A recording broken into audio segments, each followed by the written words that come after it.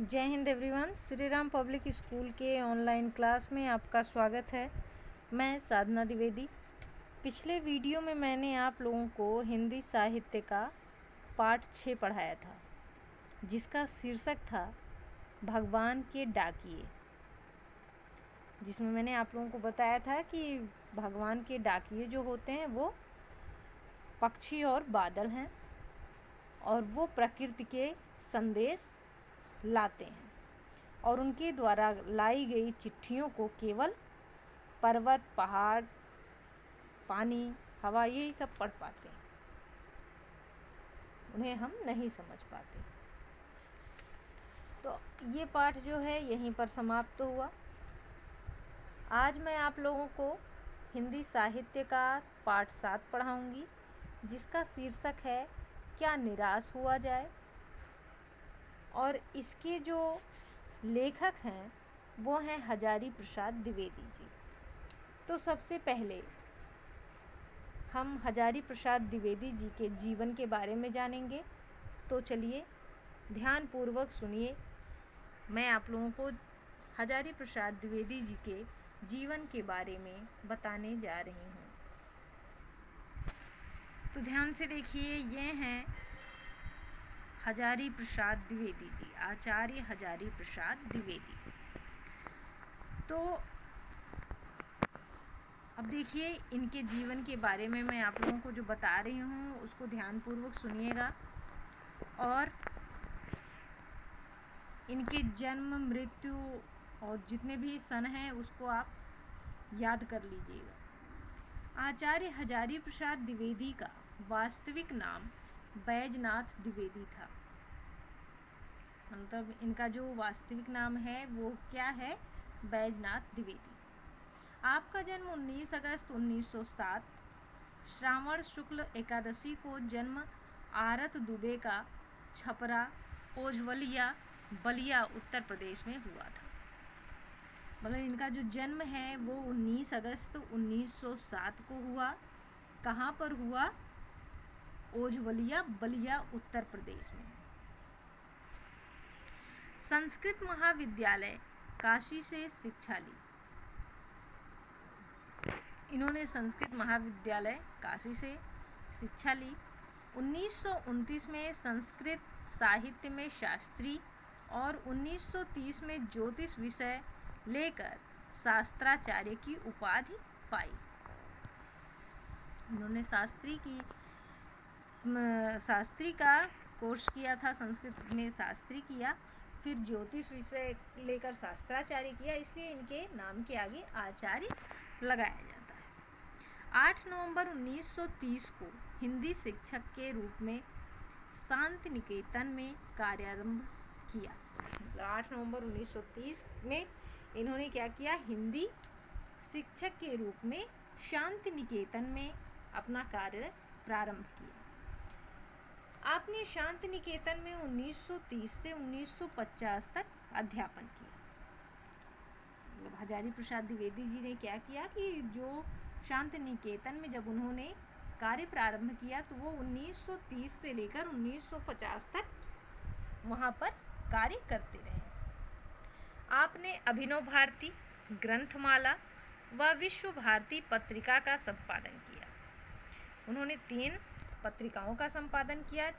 कौन कौन सा? अभिनव भारती, ग्रंथमाला व विश्व भारती। हिंदी भवन विश्व भारती के संचालक रहे। लखनऊ विश्वविद्यालय से सम्मानार्थ डॉक्टर ऑफ लिटरेचर की उपाधि पाई। लखनऊ के विश्वविद्यालय से ये डॉक्टर ऑफ लिटरेचर की उपाधि पा गए, इसलिए इनके नाम के आगे डॉक्टर भी लगता है। 1950 में काशी हिंदू विश्वविद्यालय में हिंदी प्रोफेसर और हिंदी विभागाध्यक्ष के पद पर नियुक्त हुए।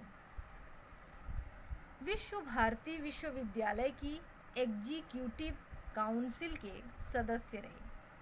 काशी नागरी प्रचारिणी सभा के अध्यक्ष, साहित्य अकादमी दिल्ली की साधारण सभा और प्रबंध समिति के सदस्य रहे। नागरी प्रचारिणी सभा काशी के हस्तलेखों की खोज तथा साहित्य अकादमी से प्रकाशित नेशनल बिब्लियोग्राफी के निरीक्षक रहे। राजभाषा आयोग के राष्ट्रपति मनोनीत सदस्य रहे। 1957 में राष्ट्रपति द्वारा पद्म भूषण उपाधि से सम्मानित किए गए। 1960 से 67 तक पंजाब विश्वविद्यालय चंडीगढ़ में हिंदी प्रोफेसर और विभागाध्यक्ष रहे। 1962 में पश्चिम बंग साहित्य अकादमी द्वारा टैगोर पुरस्कार। 1967 के पश्चात पुनः काशी हिंदू विश्वविद्यालय में, जहां कुछ समय तक रेक्टर के पद पर भी रहे। 1973 में साहित्य अकादमी द्वारा पुरस्कृत किए गए।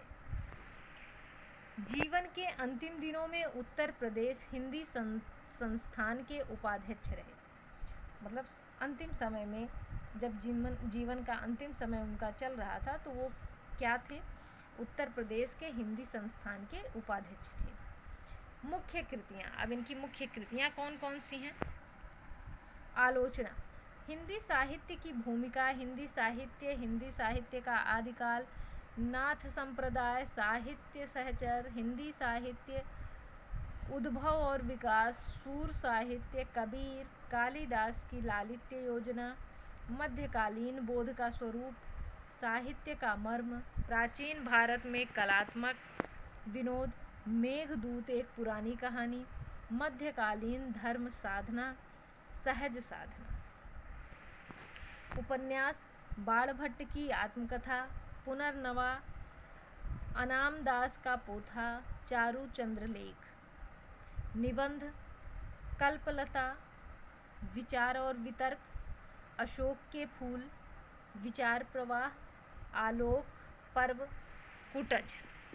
अन्य, मृत्युंजय, रवींद्र, महापुरुषों का स्मरण।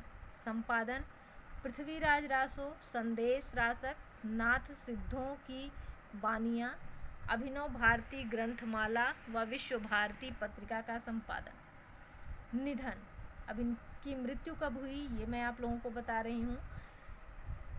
इनकी मृत्यु यानी इनका निधन जो है वो 19 मई 1979 को हुआ। ठीक, तो ये तो था इनका जीवन परिचय। अब हम अपने पाठ की तरफ बढ़ेंगे, तो ध्यान पूर्वक सुनिएगा। ये आपका हिंदी साहित्य का पाठ 7 है, जिसका शीर्षक है क्या निराश हुआ जाए। कवि पूछ रहा है कि क्या निराश होना चाहिए। कवि कहता है, कवि ने क्या लिखा है कि मेरा मन कभी कभी बैठ जाता है यानी बहुत निराश हो जाता है। मेरा मन जो है वो बहुत निराश हो जाता है कभी कभी। क्यों? समाचार पत्रों में ठगी, डकैती, चोरी, तस्करी और भ्रष्टाचार के समाचार भरे रहते हैं। आप लोग भी जब भी कभी पेपर पढ़ोगे तो उसमें ज़्यादातर जो खबरें होती हैं, जो समाचार होते हैं, वो यही होते हैं कि कहाँ किसने ठग लिया, कहाँ डकैती हुई, कहाँ चोरी हुई, कहाँ कौन सा भ्रष्टाचार हुआ। इसके बारे में पूरे समाचार पत्र में भरा रहता है। तो लेखक कहता है कि इन समाचार पत्रों को पढ़कर कभी कभी मेरा मन जो है वो बहुत निराश हो जाता है। आरोप प्रत्यारोप का कुछ ऐसा वातावरण बन गया है कि लगता है देश में कोई ईमानदार आदमी ही नहीं रह गया। मतलब इस तरीके से समाचार पढ़कर लेखक कहता है कि मुझे ऐसा लगता है कि जैसे लग रहा है चारों तरफ सब बेईमान लोग हैं, कोई भी ईमानदार रह ही नहीं गया है। हर व्यक्ति संदेह की दृष्टि से देखा जा रहा है। कोई भी ऐसा नहीं है जिसे हम कह सकें कि ये बहुत अच्छा आदमी है।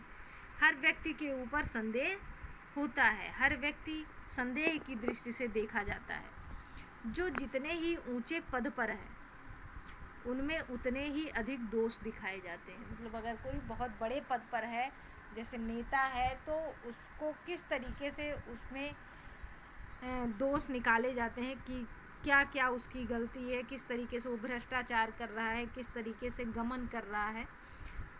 तो ये सब चीज़ें देखकर लेखक जो है वो बहुत ही ज़्यादा निराश हो जाता है।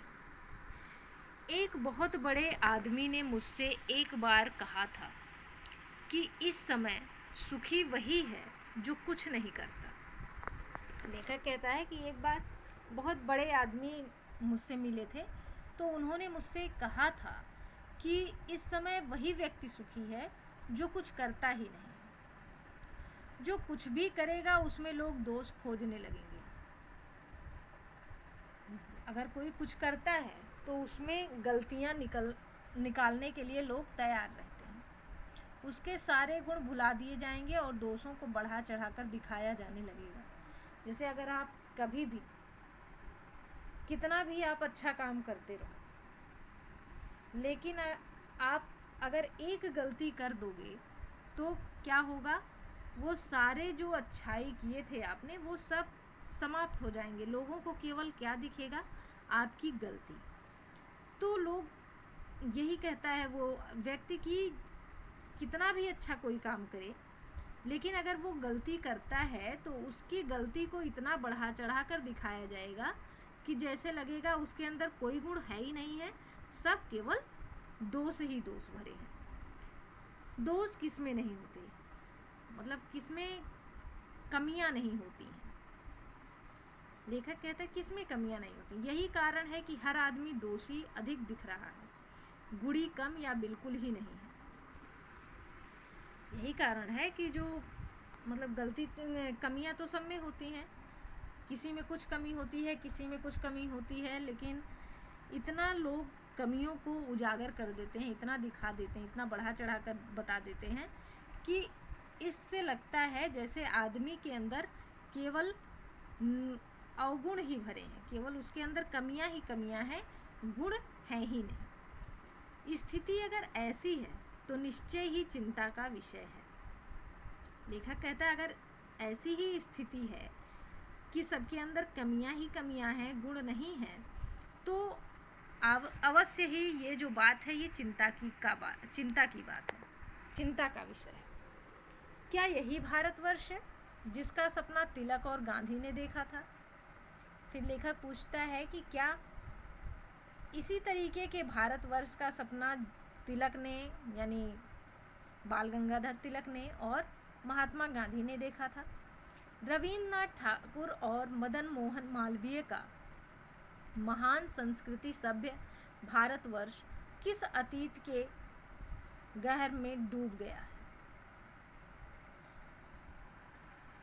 फिर लेखक अपने आप से पूछता है कि ये जो रविन्द्रनाथ ठाकुर थे और मदन मोहन मालवीय थे, उनके जो महान संस्कृति थी, सभ्यता थी, वो भारतवर्ष किस अतीत में कहाँ चला गया है, किस तरफ डूब गया है? आर्य और द्रविड़, हिंदू और मुसलमान, यूरोपीय और भारतीय आदर्शों की मिलन भूमि मानव महासमुद्र क्या सूख ही गया है?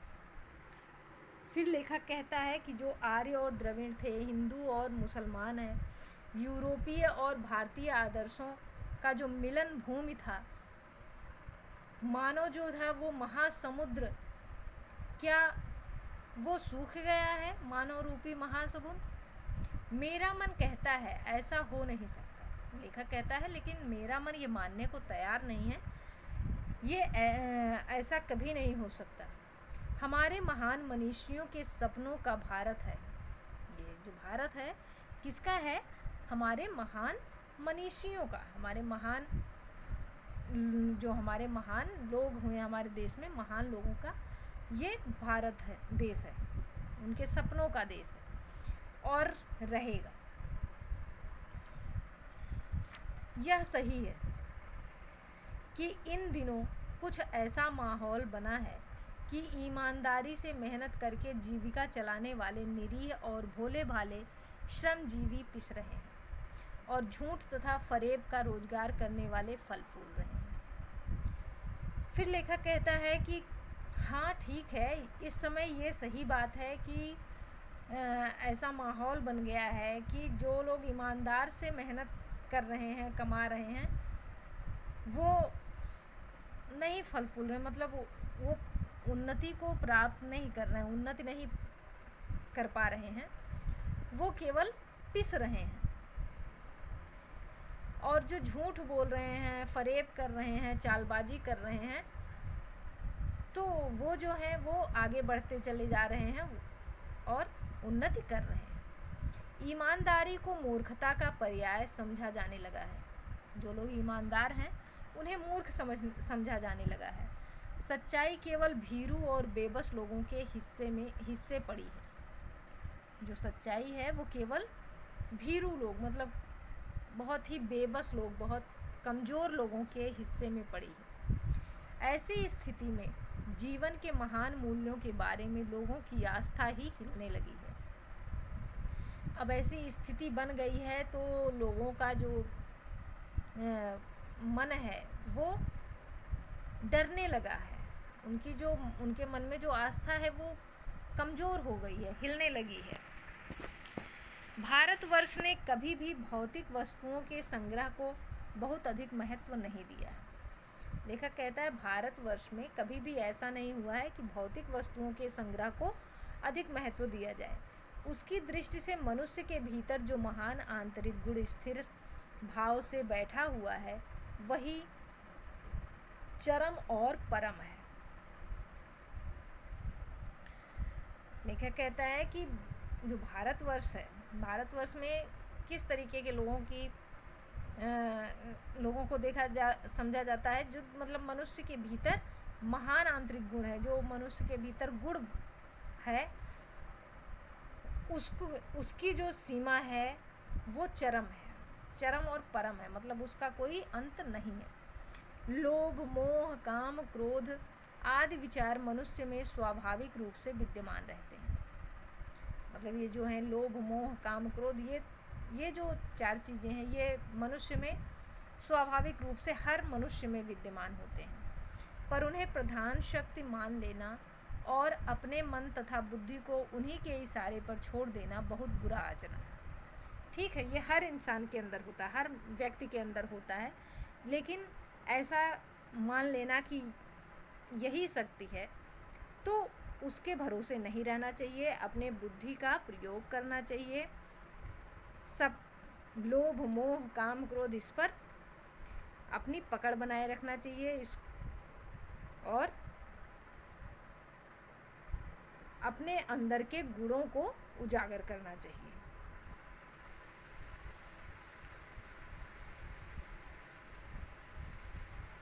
भारतवर्ष ने कभी भी उन्हें उचित नहीं माना। भारतवर्ष जो है वो कभी भी ऐसे लोगों को उचित नहीं मानता जो लोभी हों या मोह में पड़ के गलत काम करें या क्रोध करें, बहुत ज़्यादा क्रोध में गलत काम कर दें, तो ऐसे लोगों का उचित होना भारतवर्ष में नहीं माना जाता। उन्हें सदा संयम के बंधन से बंधकर रखने का प्रयत्न किया। मनुष्यों को क्या करना चाहिए कि सदैव संयम का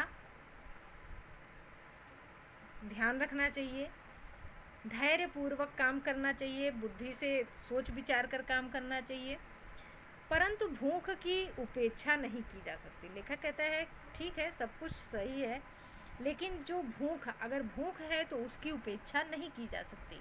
बीमार के लिए दवा की उपेक्षा नहीं की जा सकती। गुमराह को ठीक रास्ते पर ले जाने के उपायों की उपेक्षा नहीं की जा सकती। अगर कोई भूखा है तो उसकी उपेक्षा नहीं की जा सकती, उसकी भूख को मिटाने का उपाय करना ही पड़ेगा। बीमार है तो उसके दवा की उपेक्षा नहीं की जा सकती, उसके लिए दवा की व्यवस्था करनी होगी।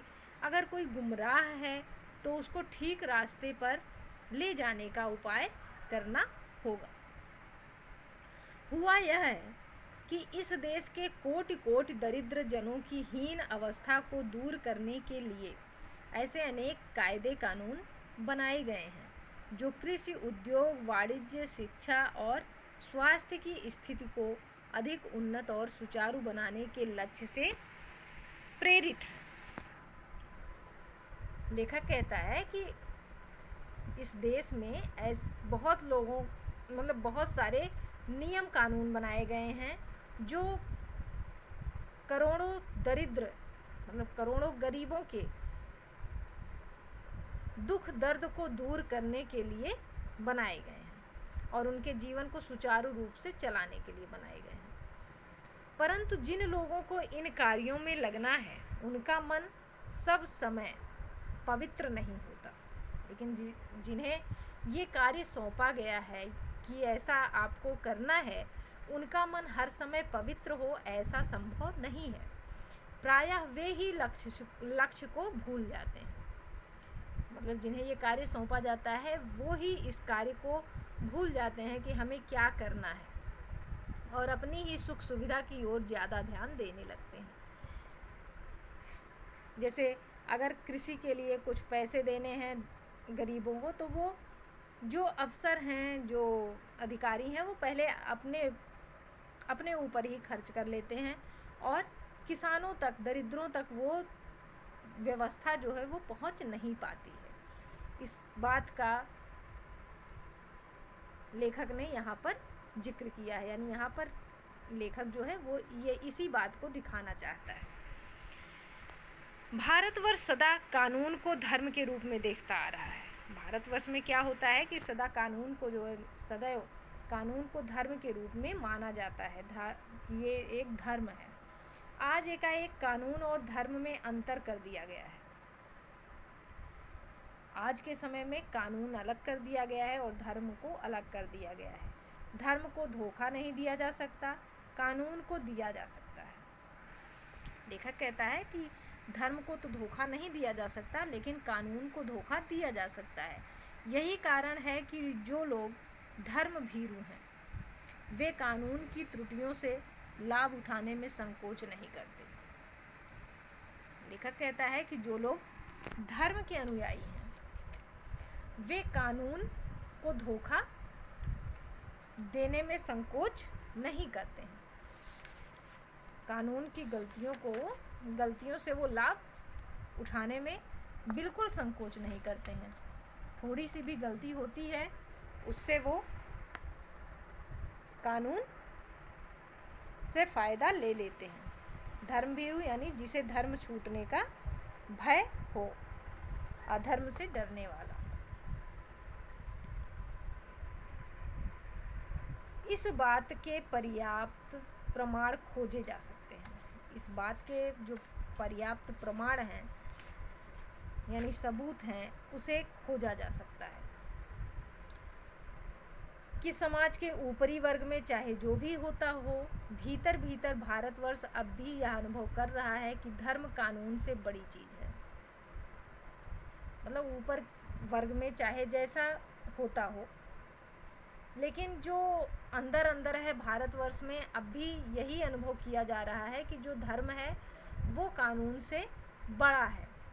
अब भी सेवा, ईमानदारी, सच्चाई और आध्यात्मिकता के मूल्य बने हुए हैं। वे दब अवश्य गए हैं, उन्हें दबा कुछ लोगों की वजह से वो दब अवश्य गए हैं, लेकिन नष्ट नहीं हुए हैं, एकदम से ख़त्म नहीं हुए हैं। आज भी लोग सेवा, ईमानदारी और सच्चाई के बल पर काम करते हैं। आज भी वह मनुष्य से प्रेम करता है। ऐसे लोग भारत में हैं जो आज भी मनुष्य से प्रेम करते हैं, महिलाओं का सम्मान करते हैं, झूठ और चोरी को गलत समझते हैं, दूसरे को पीड़ा पहुंचाने को पाप समझते हैं। हर आदमी अपने व्यक्तिगत जीवन में इस बात का अनुभव करता है। समाचार पत्रों में जो भ्रष्टाचार के प्रति इतना आक्रोश है वह यही साबित करता है कि हम ऐसी चीज़ों को गलत समझते हैं। तो इतना समाचार पत्र में जो इतने सारे समाचार भरे रहते हैं भ्रष्टाचार के, अन्याय के, उसके खिलाफ आक्रोश जो है लोगों का, ये साबित करता है कि अभी भी इन चीज़ों को की जगह भारत में बनी है। अभी भी लोग सच्चाई, ईमानदारी और मेहनत से काम करने वाले हैं।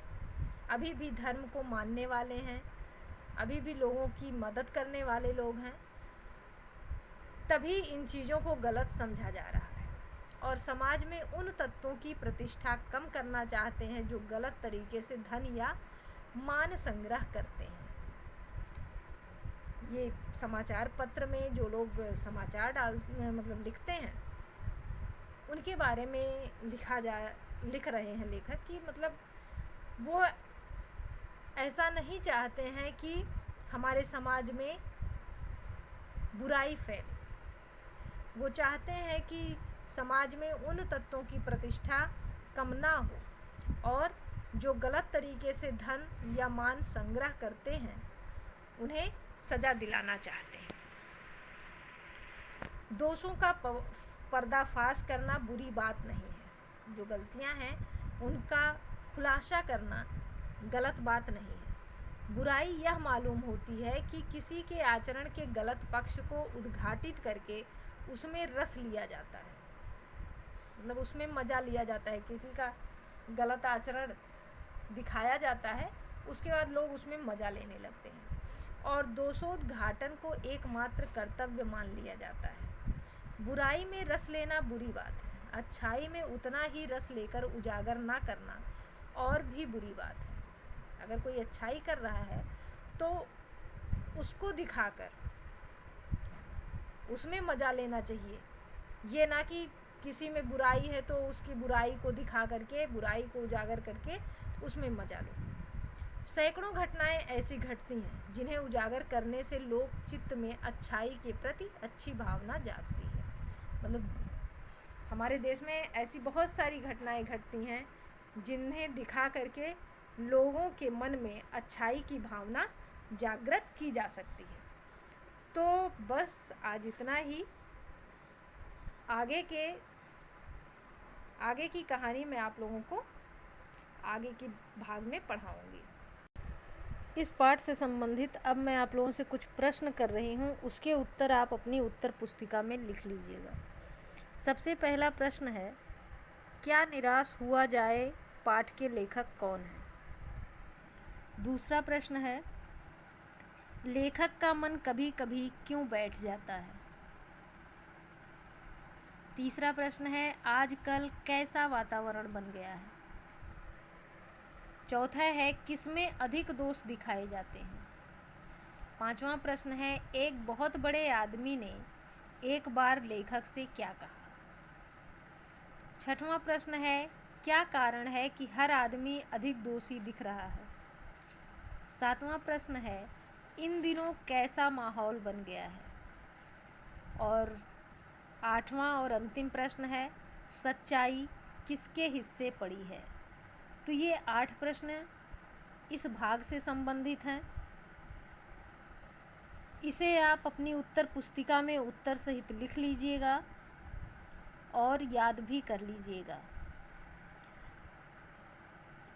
पाठ का आगे का भाग मैं आप लोगों को आगे के वीडियो में पढ़ाऊंगी। तब तक के लिए धन्यवाद।